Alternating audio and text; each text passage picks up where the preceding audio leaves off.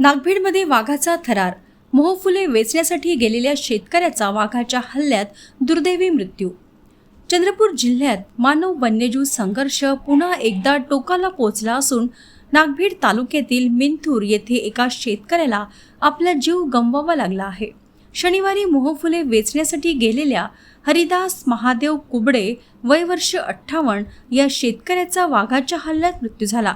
या घटनेमुळे संपूर्ण परिसरात दहशतीचे वातावरण पसरले आहे. हरिदास कुबडे हे शनिवारी पहाटे आपल्या शेतात मोहफुले वेचण्यासाठी गेले होते. मात्र संध्याकाळ होऊनही ते घरी न परतल्याने कुटुंबियांची चिंता वाढली होती. त्यांचा पुतण्या अक्षय याने शोध घेतला असता त्याला शेतात वाघाची जोडी आणि 3 बछडे दिसले. यामुळे घाबरलेल्या अक्षयने तातडीने गाव गाठून माहिती दिली.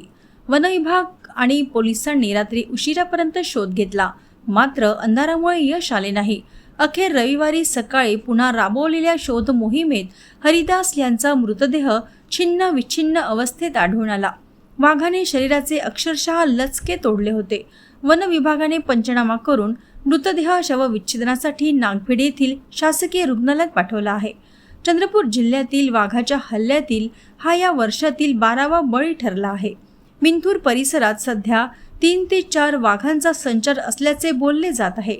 वारंवार होणाऱ्या या हल्ल्यांमुळे शेतकऱ्यांमध्ये भीती आणि संतापाची लाट उसळली आहे. वन विभागाने नरभक्षक वाघांचा त्वरित बंदोबस्त करावा अशी आर्तहाक ग्रामस्थांनी दिली आहे. या घटनेमुळे कुबडे कुटुंबावर दुःखाचा डोंगर कोसळला असून संपूर्ण गावात हळहळ व्यक्त होत आहे.